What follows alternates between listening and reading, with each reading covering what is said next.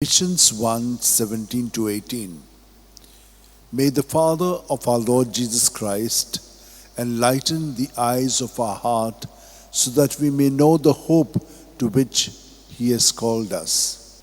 O devoted servant of God, Saint Francis Xavier, your heart was burning with love for Jesus. Impelled by this love, you went from country to country and spent yourself unto death, proclaiming the name of Jesus and the good news of salvation.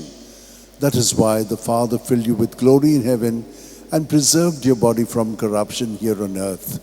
Filled with joy for these unique gifts, we join you in praising the Father, and now we ask your intercession for ourselves. You may pray for whatever you want through the intercession of Saint Francis Xavier.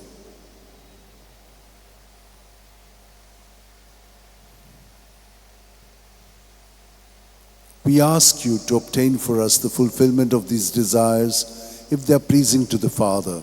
And for everything, together with you, we praise the Father through Jesus in the Spirit. Amen. And may Almighty God bless us, the Father, and the Son, and the Holy Spirit. Amen.